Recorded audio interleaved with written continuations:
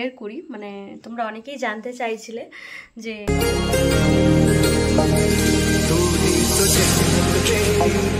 तू ही मेरा तू ही तो मन्नत मेरी तू ही কোয়ার্টারে আসতে না আসতে হাজব্যান্ডকে কিন্তু কাজের সূত্রে বাইরে যেতে হয়েছিল। তো প্রায় 2 মাসের জন্য যেতে হবে এরকম একটা কথা ছিল, কিন্তু যদি কাজটা তাড়াতাড়ি মিটে যায় তাড়াতাড়ি চলে আসবে। তো সব কিছু ভগবানের ওপরে। সকাল সকাল ঘুম থেকে উঠে হাজব্যান্ডকে আগে চা বানিয়ে দিলাম, চা ও খাওয়া দাওয়া করে ফ্রেশ হতে চলে গেছে, স্নান টান করে রেডি হবে। আর এদিকে দেখো আমি ব্রেকফাস্ট বানাচ্ছিলাম হচ্ছে ম্যাগি, সবজি ডিম সব কিছু দিয়ে ফ্রাই করছিলাম ম্যাগিকে। আর ও টিফিনেও নিয়ে যাবে, প্লাস ব্রেকফাস্ট করে যাবে হালকা। আর এদিকে দেখো ও কিন্তু রেডি হয়ে গেছে, বাইরে অলরেডি গাড়ি এসে ওয়েট করছে, মানে চলে এসছে। হ্যালো এভরিওয়ান, কেমন আছো সবাই? আমার চ্যানেলে নতুন আরেকটা ব্লগে তোমাদের সবাইকে অনেকটা ওয়েলকাম জানাই।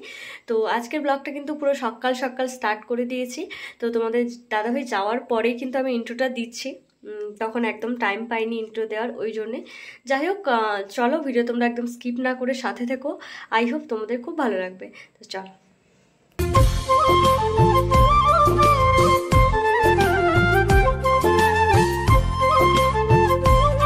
পাহাড়ের বুকে কিন্তু আমার এই ফার্স্ট টাইম সূর্যোদয় দেখা। যতদিন এখানে এসছি সকাল সকাল তো ঘুম থেকে ওঠাই হয় না, ওই জন্য সূর্যোদয় আর দেখতেও পাই না। কিন্তু আজকে যেহেতু তাড়াতাড়ি উঠেছি ওই জন্য কিন্তু দেখতে পেলাম।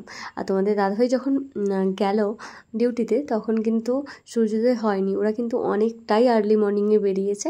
তারপরে ভাবলাম একটুখানি শুয়ে পড়বো, কিন্তু ঘুমও আসলো না, ওই জন্য ভাবলাম বাড়ির যা কাজকর্ম আছে সেগুলোই করে ফেলি তাড়াতাড়ি আগে, তারপরে না হয় রেস্ট নিব। ওই জন্যই কিন্তু আজকে এই অপরূপ দৃশ্যটা দেখতে পেলাম, আমার তো দারুণ লাগছিল। ওই জন্যই ভাবলাম তোমাদের সাথে একটু শেয়ার করি, ওই জন্যই কিন্তু তোমাদের সাথে একটু শেয়ার করলাম। তো তোমাদের ভিউটা কেমন লাগলো অবশ্যই কিন্তু কমেন্ট করে জানিও।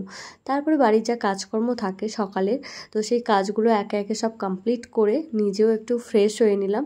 তো দেখো সকালে কাজকর্ম মোটামুটি কমপ্লিট হয়ে গেছে, আর হচ্ছে মানে ফ্রেশও হয়ে নিয়েছি, যাব স্নান করতে, তারপরে ঠাকুর পুজো করব।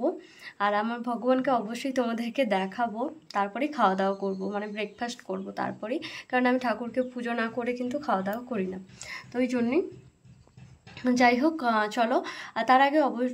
তার আগে তোমাদের সাথে একটা কথা শেয়ার করি, মানে তোমরা অনেকেই জানতে চাইছিলে যে দিদিভাই তুমি কোন অ্যাপ থেকে ভিডিও বানাও। তো অনেকে বলতে কয়েকজন জিজ্ঞাসা করছিলে, আর অনেকবার করেই জিজ্ঞাসা করছো, আমি বলবো বলে আর বলাই হয় না। তো তোমাদেরকে বলছি যে আমি কিন্তু ইনশর্ট অ্যাপ থেকেই ভিডিও বানাই, প্রথম থেকেই বানাই ইনশর্ট অ্যাপ থেকে। আর হচ্ছে এফেক্টগুলো সব ইনশর্ট অ্যাপ থেকেই নিই। আর ইনশর্ট অ্যাপটা কিন্তু আমার বেশি সুবিধা মনে হয়, ওই জন্য ওই অ্যাপটাই আমি ইউজ করি। তো তোমরাও করতে পারো। আর আমি ব্লগ ভিডিও সব কিছু ওই অ্যাপ থেকেই এডিট করি, ওই অ্যাপ থেকেই সব কিছু করি। মাঝখানে কয়েকটা দিন 4-5টা মতো থাম্বনেল শুধু পিক্সেল ল্যাব বলে একটা অ্যাপ আছে ওটাই করেছিলাম, বাট তারপরে একটু প্রবলেম হচ্ছিল, তো এই জন্য আর ওটা ইউজ করি না, আমি সব কিছুই ইনশর্ট অ্যাপ থেকে করি। তো আশা করি ক্লিয়ার হয়েছে। তো চলো এখন যাই, ঝটপট করে স্নানটা করে আসি, তারপরে ঠাকুর পুজো করব, তো তারপরে খাওয়া দাওয়া করবো, তারপরে রান্নাবান্না করব, অনেকটাই কাজ রয়েছে। চলো। তারপর দেখো এখন কিন্তু স্নান টান করে ফ্রেশ হয়ে চলে এসেছি। আর এখানটা এত পরিমাণে ড্রাই হয়ে যায় স্কিন, ময়েশ্চারাইজার ইউজ না করলেই হয় না, ওই জন্য ডেলি ময়েশ্চারাইজার ইউজ করতে হয়। ওয়েদারটা তো প্রচুর পরিমাণে ঠান্ডা, ওই জন্যে। আর তাছাড়াও এখানকার জল যে কি বরফ, কি বলবো, পুরো বরফের মতো জল, স্নান করাও প্রচুর কষ্টকর। তো কিন্তু স্নান করে নেওয়ার পরে কিন্তু অনেকটাই ফ্রেশ লাগে, ওই জন্যই করে নিলাম। তাছাড়াও ভগবানকে পুজো করব, ওই জন্যই। আর এখানে জানো তো আমি সিঁদুরের কৌটো সেটা নিয়ে আসতে ভুলে গেছি, এই লিকুইড সিঁদুরগুলো নিয়ে এসেছি, ওই জন্য কিন্তু এটাই ইউজ করি। এখানে বাইরে যদি কখনো মার্কেটে চাই অবশ্যই নিয়ে আসবো, কিন্তু আমাদের কাছে পিঠে যে মার্কেটটা আছে ওখানে কিন্তু পাওয়া যাচ্ছে না, ওটাই হচ্ছে সমস্যা হয়ে গেছে। তো আর হচ্ছে চলো এবারে কিন্তু আমি একদম রেডি, এবার ঠাকুরকে পুজো করব।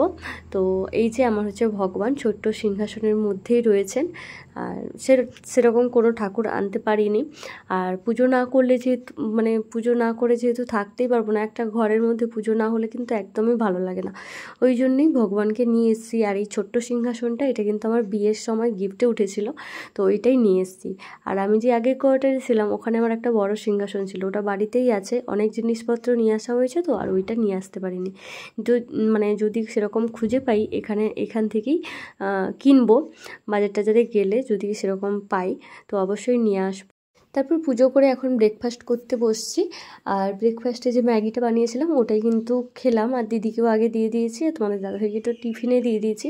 আর আমার ম্যাগি কিন্তু খুব একটা বেশি ভালো লাগে না, তাও ফ্রাই করা হয়েছে বলে একটু খাচ্ছি। কিন্তু ওই যে জল ম্যাগি ওটা আমার একদমই ভালো লাগে না। তো তোমাদের দাদাভাই আবার বেশ ভালোই লাগে। তো খাওয়া দাওয়া করে এখন রান্নাঘরে এই যে দেখো এখানে ভাত বসিয়ে দিয়েছি, এই যে পুচকি হাঁড়িটায়। তো যারা আমার প্রথম থেকে ভিডিও দেখো তারা নিশ্চয়ই এই হাঁড়িটাকে চেনো, কেননা আমি আগে যখন কোয়ার্টারে ছিলাম এই হাঁড়িটাই কিন্তু প্রায় রান্না করতাম। তো এখন যেহেতু দুজন আছে ওই জন্য কিন্তু এই হাঁড়িটাই রান্না বসিয়েছি, দুজনে আরামসে হয়ে যাবে। আর এদিকে দেখো আলু সেদ্ধ করে নিয়েছি, ক্যাপসিকাম কেটেছি, আলু ক্যাপসিকামের সবজি বানাবো। আর এদিকে একটু ডাল সেদ্ধ রয়েছে, আর কালকে যে বানিয়েছিলাম ডিমের মালাইকারি সেই তরকারিটাও রয়েছে। তো দুজনের হয়ে যাবে, তো ওই জন্যই বেশি কিছু বানাবো না এখন, জাস্ট এই আলু ক্যাপসিকামের সবজিটাই বানাবো। দুপুরের পর থেকে কিন্তু আর ভিডিও বানাইনি।